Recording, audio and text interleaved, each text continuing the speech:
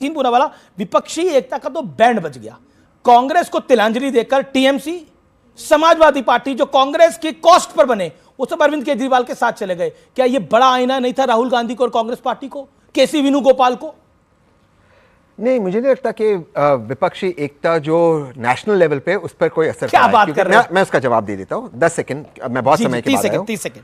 Parliament के अंदर जो मुद्दे हैं उस पर मीटिंग्स होती है विपक्ष की, लेकिन एक मैच्योर डेमोक्रेसी के अंदर, और मैं मानता हूं भारत एक बहुत मैच्योर डेमोक्रेसी है, हम राज्य के स्तर पर हमेशा एक दूसरे से डिफर कर सकते हैं और नेशनल इश्यूज पर हम एक हो सकते हैं। भाजपा ने भी कई मुद्दों पर किया और ये इंडिया अलायंस भी कर रही है।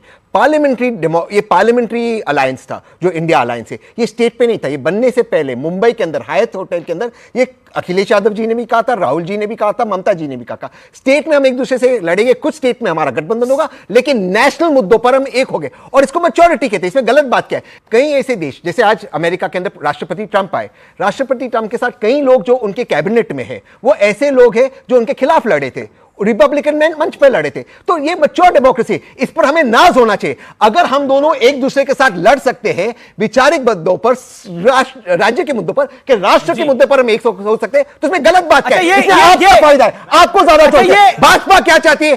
एक देश एक पॉलिटिकल पार्टी, वो बाकी सारी पॉलिटिकल पार्टी को खत्म करना चाहती है। ठीक उसी तरह ये आम आदमी पार्टी को आप क्यों खत्म करना चाहते हो और समाजवादी पार्टी आपको क्यों खत्म करना चाहती है? कोई किसी को खत्म नहीं करना चाहता। स्टेट के अंदर कांग्रेस तो खुद कहती है कि आम आदमी पार्टी ने दिल्ली में खत्म करा। बिल्कुल, पॉलिटिकली हार गए दिल्ली, हम खुश है, लेकिन राज्य के लेवल पे जब हम हारेंगे, पंजाब में भी लड़ेंगे, दिल्ली में लेकिन नेशनल लेवल पे आम आदमी पार्टी के हारने पे आप खुश हैं दिल्ली में?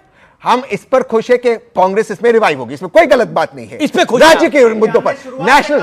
अरविंद केजरीवाल जी ने कहा था कि मेरी लड़ाई दिल्ली को बचाने की है, कांग्रेस की लड़ाई अपने अस्तित्व को बचाने। तो फिर हरियाणा के अंदर क्यों लड़ने चुनाव? फिर हरियाणा में क्यों चुनाव सोच रहा है? कौन दिल्ली के लिए सोच रहा है, कौन अपने ईगो के लिए सोच रहा है? देखिए, आप ईगो के लिए सोच रहे हैं अपनी। ऑडियंस क्या कह रही है? सवाल क्या है? ओके, क्या सवाल है आपका? खड़े होकर पूछिए। साजिद सर से सवाल था कि आपने इस बार बीजेपी को वोट दिया, आपका हृदय परिवर्तन कैसे हुआ?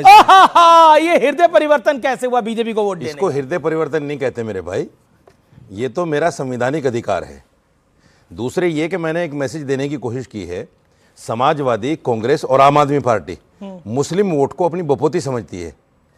इनको लगता है कि मुसलमान वोट हमारे अलावा कहीं जा ही नहीं सकता। इसलिए इन्होंने क्या किया, पहले तो कांग्रेस ने उसकी बुनियाद डाली कि कांग्रेस जो है मुस्लिम महल्लों में वोट मांगने नहीं जाती थी, राहुल जी कहीं जाते नहीं थे, मुस्लिम नेताओं के साथ मंच साझा नहीं करते थे। ठीक है। फिर यही काम समाजवादी ने किया।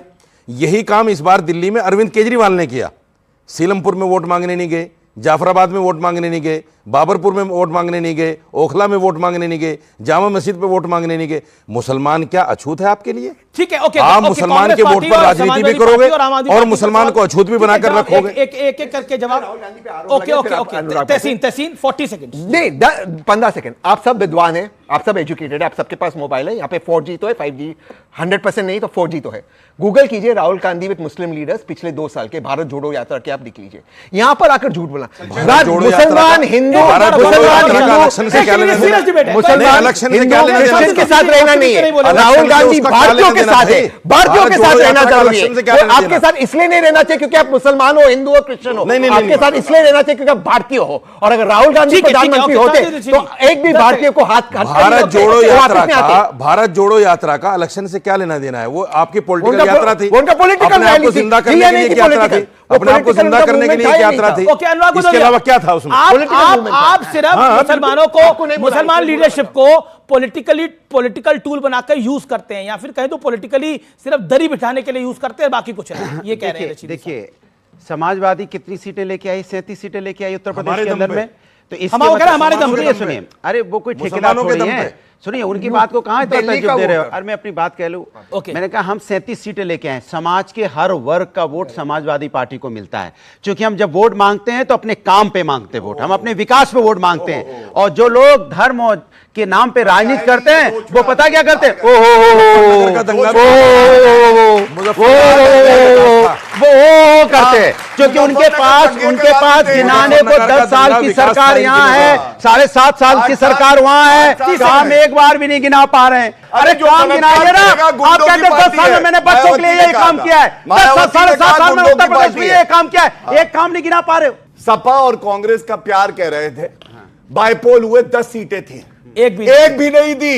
और 7 सीटें हम जीते थे। टूटी साइकिल गई टूट, जनता गई रूट, और परिवार में पड़ गई फूट।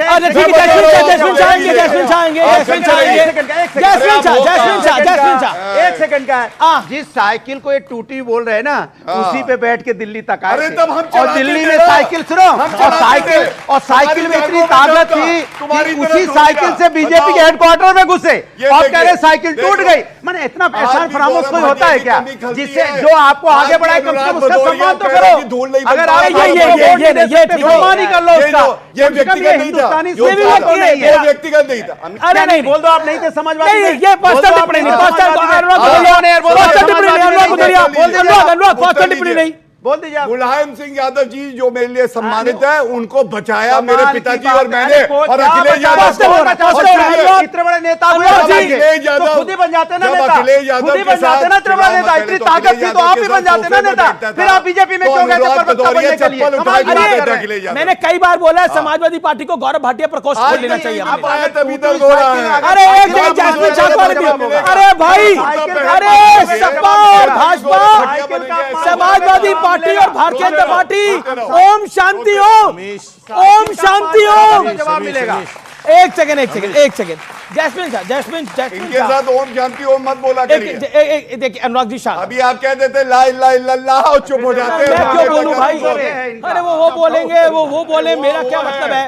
टोपी लगा के अभी हम वंदे मातरम बोलेंगे भाई, हमें तो वंदे मातरम और जय हिंद का सहारा है भाई। दिल्ली के रिजल्ट के बाद विपक्षी एकता को तो मतलब जिसे कहते हैं, वो तो जिसे कहते हैं वो साइडलाइन हो गई विपक्षी एकता। बिल्कुल नहीं। क्यों? कांग्रेस को आप इंडिया अलायंस से बाहर निकाल रहे थे। कांग्रेस नहीं जैस्मिन शाह, कांग्रेस को इंडिया अलायंस से बाहर निकाल रहे थे ना आप लोग, और कांग्रेस आपको इंडिया अलायंस से बाहर निकाल रही थी। बिल्कुल। अब मैं आप कांग्रेस को इंडिया अलायंस से बाहर करेंगे, गौर से सुन लीजिए। संदीप दीक्षित ने मेरे इंटरव्यू में बोला, हाथी चीटी को बाहर निकाल, चीटी हाथी को बाहर निकाल सकती है क्या? कांग्रेस एक हाथी है। कांग्रेस समझती है कि वो इंडिया अलायंस है, इंडिया अलायंस कांग्रेस नहीं है।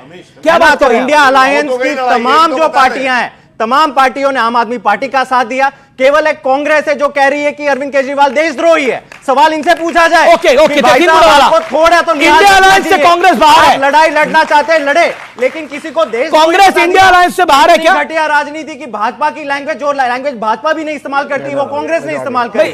देशद्रोही का आपने केजरीवाल को, उससे मैं जैस्मिन से इत्तेफाक रखता हूँ। किसी भी नेता को इस तरह की भाषा उनके लिए नहीं करना चाहिए। जो कांग्रेस के लीडर ने कहा उससे वो गलत था, मैं पहले भी कहा, अब भी कह रहा हूँ। अच्छा, इंडिया अलायंस से कांग्रेस बाहर होगी कैसे? आपको कोई लेटर आया? कोई फॉर्म बोल रहे बाहर होगी? उनके बोलने से उन्होंने बोला कि दिल्ली के जमुना में जहर भी आ रहा, जेनोसाइड भी आ रही है। संजय प्रमाण लो ना, संजय बोलने से क्या होता? मैंने केवल वो कुछ नहीं बोलते। देखिए एक सेकंड,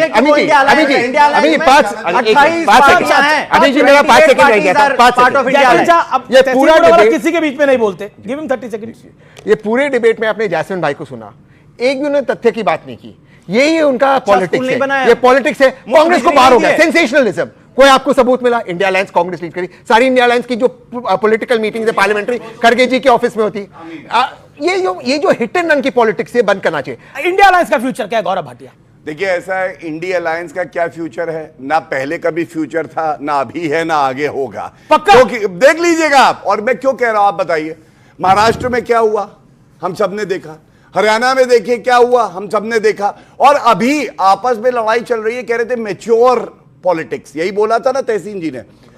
राहुल गांधी लोकसभा में साथ थे अरविंद केजरीवाल के, तब हम कह रहे थे भ्रष्टाचारी है, इसको अरेस्ट किया गया है, और तब ये कहते थे नहीं ईमानदार है। अब राहुल गांधी कह रहे हैं ये भ्रष्टाचारी है अरविंद केजरीवाल। क्या ये मैच्योर पॉलिटिक्स है? नहीं, ये बेईमानी की पॉलिटिक्स है, जहां आप एक भ्रष्टाचारी के साथ गठबंधन करने के लिए तैयार हो जाते हैं क्योंकि आपको सत्ता पे जाके कुर्सी पे बैठे। ठीक है, एक करके मैं अपनी बात पूरी जी 10 सेकंड और देन जैस्मिन शाह। और मोदी जी की गारंटी ही वो गारंटी है जिसको हर कोई मानता है। मोदी जी का चरित्र है गंगा जल की तरह पवित्र। और क्यों कहता हूं, ये कह रहे थे क्या किया, गुजरात में 7 चुनाव एक साथ लगातार जीते हैं मोदी। बीच में ना बोले, अब देखिए अब आप नहीं बोलेंगे, इसीलिए बदतमीजी इनके साथ जो जवाब देना पड़ता है, क्योंकि ये बीच में बोलते हैं, घबराते हैं, एक एक लाइन पे घबरा रहे हैं। मोदी जी ने 62 ईयर्स 62 साल बाद तीसरी बार सरकार बनाई क्योंकि आपने आशीर्वाद दिया। ये है मोदी जी की गारंटी और जनता जानती है मोदी जी ने कह दिया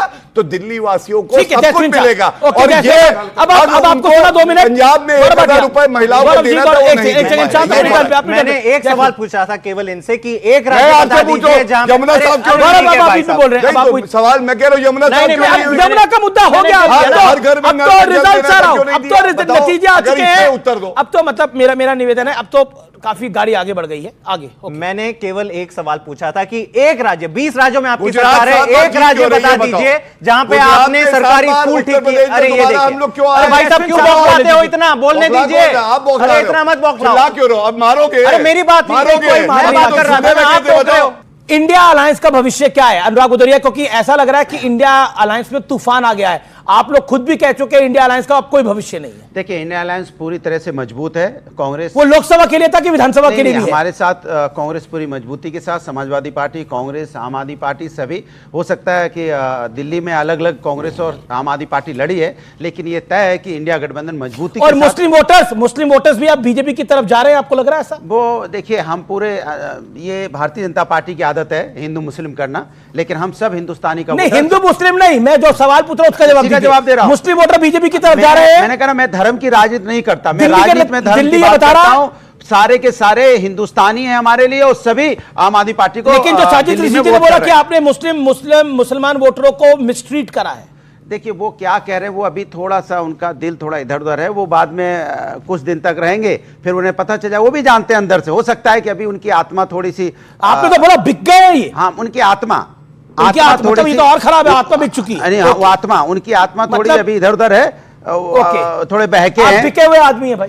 नहीं, देखिए ये तो इनके भाषा शैली है, ये कुछ भी कह सकते हैं। जैसे आत्मा बिकी हुई है। जब दूसरों पर आरोप लगा रहे थे, ये इनको खुद सोचना चाहिए कि दूसरों पर आरोप जब लगता है तो कैसा होता है। तो फिलहाल ये देश है हमारा क्या आज के एडिशन में इतना ही, लेकिन दिल्ली के नतीजों ने बहुत कुछ स्पष्ट कर दिया है। बाकी जनता समझदार है और नेतागण उससे भी ज्यादा समझदार हैं। उनकी हर चाल में कोई सियासी राग ही होता है।